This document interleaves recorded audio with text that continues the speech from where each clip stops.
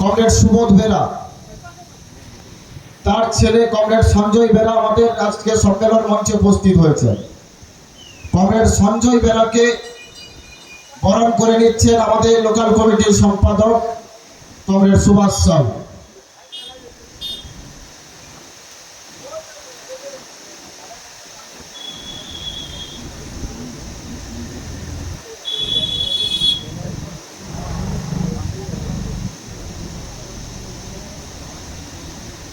আমাদের মধ্যে উপস্থিত হয়েছেন গণ আন্দোলনের অন্যতম নেতা কমরেড আশিস গুচ্ছাই।